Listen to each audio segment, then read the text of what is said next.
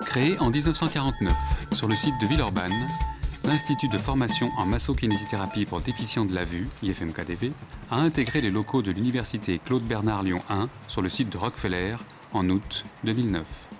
Depuis 1998, des cours et services sont mutualisés entre l'Institut des sciences et techniques de réadaptation de Lyon, ISTR, et l'IFM-KDV. De nouvelles dispositions légales, loi du 11 février 2005, ont conduit le rapprochement entre l'IFM-KDV et l'université et ainsi créé une première nationale dans l'histoire de la formation des masseurs kinésithérapeutes. Aujourd'hui, l'IFM-KDV peut accueillir 65 étudiants déficients visuels, dont les origines intéressent tout le territoire français. Il peut s'agir d'une suite de scolarité, réalisée en milieu ordinaire ou spécialisé, ou d'un reclassement professionnel. L'IFM-KDV est structuré en différents services. Tous concourent à pallier le handicap et visent l'autonomie. Les locaux et leurs infrastructures ont aussi été élaborés dans ce sens.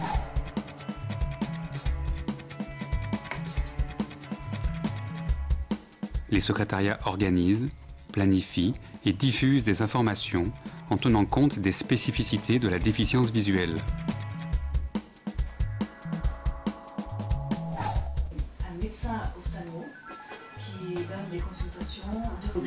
Le service médico-psychosocial élabore un accompagnement individuel et personnalisé en lien avec les besoins et les difficultés de l'étudiant. D'abord pour vos traitements, pour les vaccinations, ainsi de suite. Il mobilise les ressources internes et externes de l'étudiant pour favoriser son autonomie de vie et sa réussite. À chaque année, il y aura une décision. En fait, il faut réfléchir pour... Oui, sans problème, bien sûr.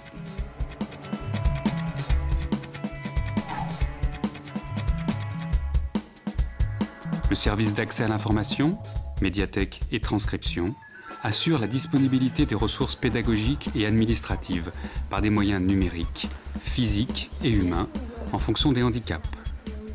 Bloc-notes et plage braille, vidéo agrandisseur, loupe électronique, ordinateur équipé de logiciels d'agrandissement, de revue d'écran et de reconnaissance de caractère, documents thermoformés et documents braille sont des outils spécifiques pour la transcription, la mise en relief, le grossissement et la numérisation.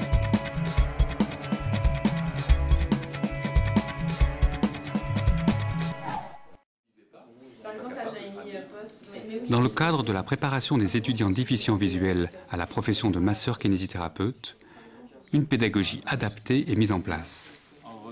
Elle consiste en une adaptation du volume horaire, des travaux pratiques en groupe restreint, l'utilisation de solutions numériques,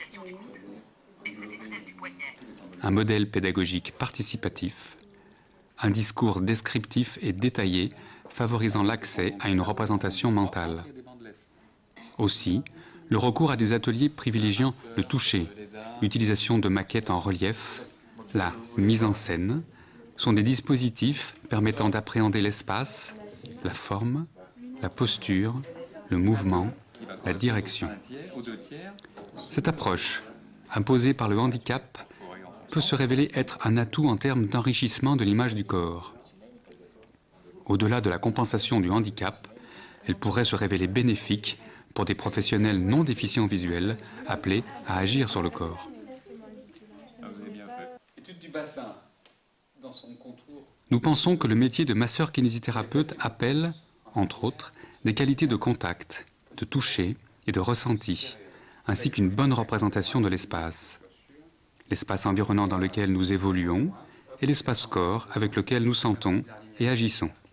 Le développement de ces qualités prend une dimension entière quand le public concerné est partiellement ou totalement privé du canal visuel, en partie compensé par le toucher. J'écarte les deux coudes.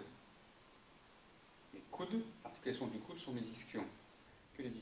Par exemple, dans l'apprentissage de l'anatomie et de la cinésiologie, l'enjeu est de comprendre le corps humain.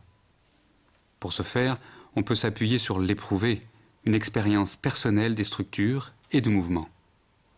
L'étude se conçoit par le mouvement, de manière plurisensorielle. En outre, cette méthode se rapproche de la réalité du corps en exposant les caractères individuels de chacun. En kinésithérapie, le corps est un outil qu'il faut explorer en théorie et en pratique pour comprendre, se situer et agir. Je pars bien vers le haut, je l'exagère, je l'amplifie pour qu'on puisse l'observer. Tac, tac, et je monte, tac, et puis là quand t'es reçu.